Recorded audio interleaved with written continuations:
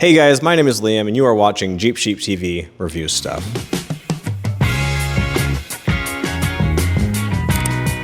In today's episode of Jeep Sheep TV Review Stuff, we're going to be talking about my 1994 Jeep Wrangler YJ.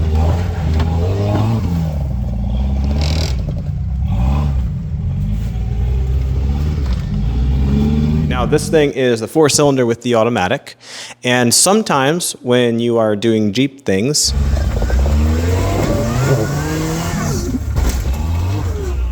for this guy,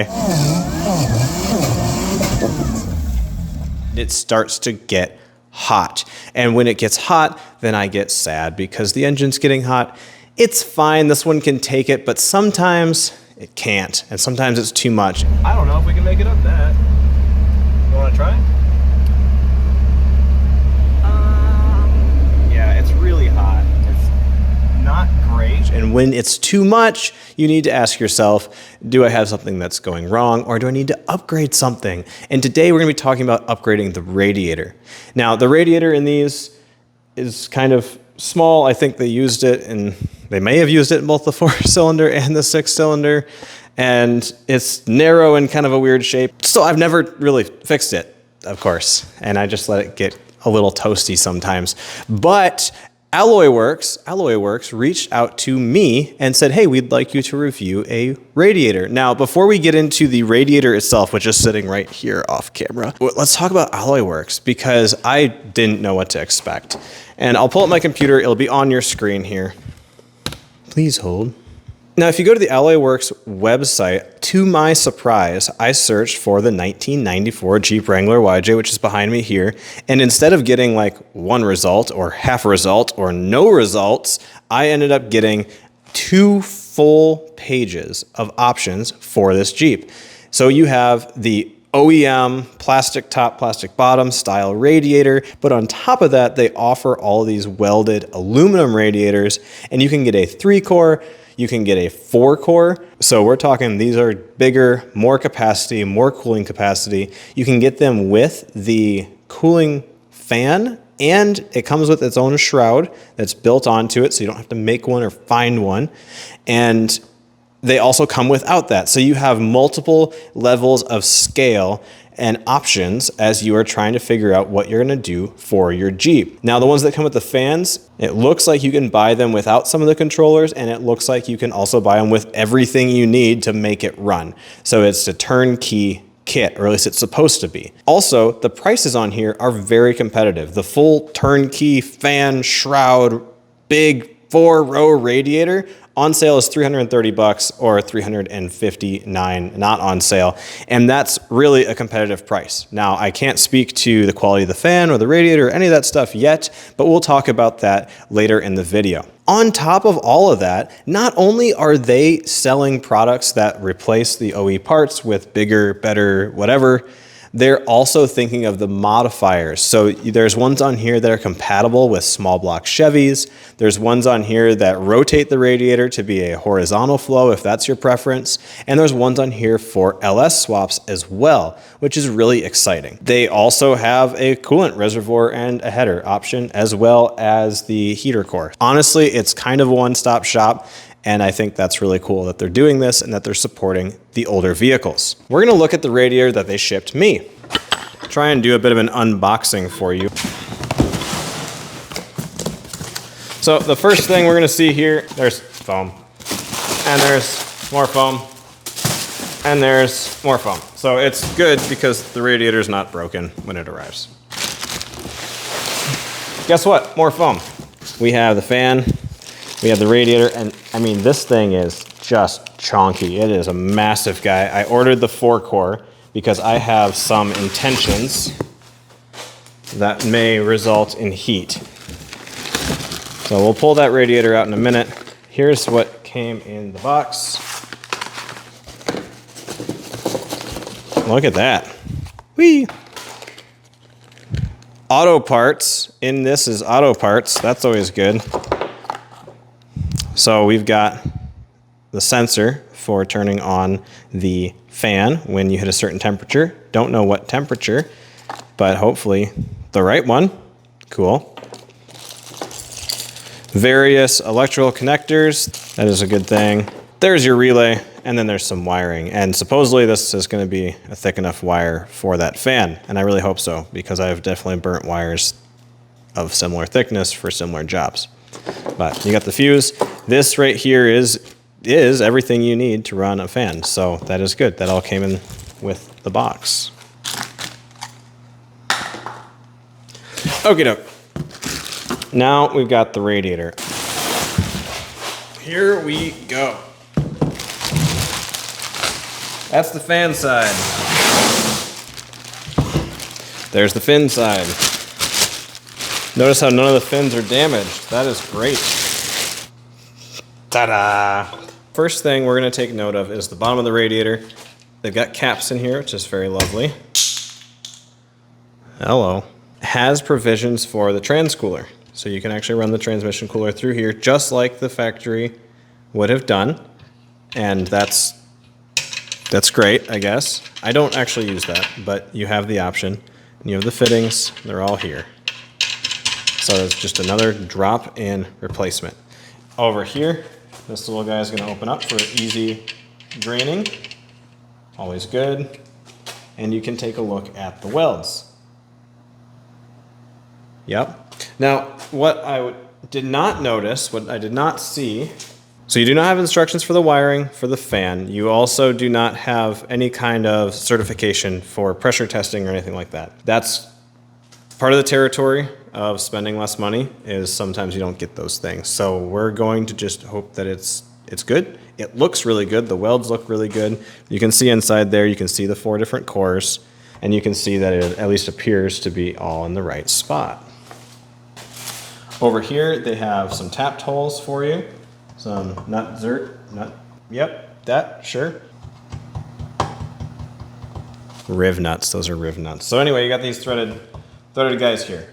And that is for mounting things to it. I don't actually know what goes there. Your mounting is here and there, just like on the Jeep. Cooling fan is massive. It's absolutely massive, and that's great. And then the fan shroud here, it's not an exact fit on there, and it's not, sealed, but it's definitely going to help a lot. I think that's going to be okay. Now we're at the top of the radiator. So here you go. This is for your overflow, and then boom. So there you go. Danger, do not open when hot. CNC machined, 19 pounds, 1.3 bars. So they do give you a nice cap. And then here's your top. Okay, let's take a look at the Jeep. This should be familiar to you if you're doing this project because you would already have the Jeep. But let's take a look at what we've got going on here. Now under my hood is a supercharger, and there is an intercooler, and all of that makes the radiator stick out just a little bit. So ignore the placement of the radiator here, but we will see you've got this bolt here and that bolt there. Come over to the radiator. Let's call that 6 1/4. And if you come down in here, looks like it's right at 6 1/4. One more check. Got these two guys here. Looks like between 6 1/4, 6 1/2. And then over here, I messed mine all up. I made it all kinds of janky. So who knows? But it looks like it's roughly the same. One thing that I do need to point out with this setup. So here you have where your power steering reservoir goes, and that threads into holes in the radiator right here. And right there is roughly where that threaded hole was, but then there's another one down below, and we come over here and there's just the one. But there's also the spot for the fan shroud, so maybe those are gonna work, maybe not. Maybe you're gonna have to drill a hole, and I think that's gonna be okay because this is only found on the 4-cylinder Jeeps, I think. So I may have seen a 6-cylinder with it, and so that's not a super common thing. If you have to drill a hole, it's not the end of the world. The other thing that we're going to note here is that the inlet for the fluid, the coolant going in, is on the right-hand side, and on this one, this one's on the left side, and this one is on the right side, and the cap is on the left side, and the cap is on the right side and the bottom is on the right side, and the bottom for this one is on the inverse. Also, it's a lot thicker, but that's a good thing. So wait a minute, what happened here? Well, I'll tell you what happened here. This is a huge announcement for the channel. So there's a reason why this radiator is sitting here and that radiator is sitting there. And I don't have that tore apart yet, and I don't have the radiator in, because actually that radiator is fine. It gets a little warm, but it's fine. And the whole setup is just fine. The problem is that when I ordered this radiator, I got one set up for an LS to go in a YJ. And the reason why I did that is because if you look over here, I have an LS. This is an LS4 out of a 2007 Grand Prix GXP. And you guys, any of you who know anything about this engine are going to tell me that this isn't going to work at all. But guess what? We're going to attempt to put this LS4 into that Jeep for somewhere in the ballpark of $1,000, which is like unheard of and probably impossible, honestly, if I'm being honest with myself. But there's a couple tricks that I have up my sleeve that are very specific to this engine that makes it almost possible. And the other thing that makes it almost possible is this radiator right here. The AlloyWorks radiators are affordably priced. Now this one here has the cooling fan and has everything, and it's a 4-core, and it's $300, which is a big portion of $1,000. However, they sell 3 cores with the LS orientation.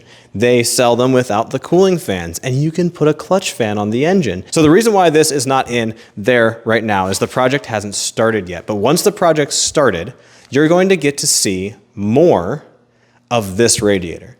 And you're going to get to see more of that engine, and potentially even more of things bought from AlloyWorks, because they have headers, they have AN fittings, they have almost all of the little accessories I need, minus engine mounts, to complete this project. So what I'm going to tell you right now is if you are in need of a new radiator, AlloyWorks has a new radiator, a replacement radiator for you. That's going to bolt right up. It looks like a YJ radiator. If you want to change it to a different orientation, they've got one of those. If you've got a small block, they've got one of those. You want 3-core, 4-core, you name it, they've got one of those electric fans. You can buy just the fan. They have every combination you need, unless you did a Coyote swap, you lunatic, or a 2JZ swap, you crazy animal. But if you did a common swap with an LS or with a small block, or you kept the 4-cylinder, or you kept the 4-liter, they have a radiator for you. And I can give you a discount code, which will be on the screen here, what the discount is, because I'm real smart and forgot it. And the discount code is SHEEP for some reason. I mean, Jeep TV. But it's just SHEEP, I guess. If you go in and you purchase a radiator and you put SHEEP in there, you're going to get discounts, and you too can cool whatever power plant you have at an affordable rate. And you're gonna get this really cool looking welded aluminum radiator. So stay tuned for future videos as we're going to see how well this fits. We're gonna see how great this looks in front of that all aluminum LS4 5.3 liter LS, and then we're gonna fill it with fluid, and it's not gonna leak because it's great. Yeah. So stay tuned, like, share, and subscribe. This has been Jeep Sheep TV reviews stuff for the AlloyWorks all aluminum 4-core radiator for a YJ with an LS. I will see you when we start the swap.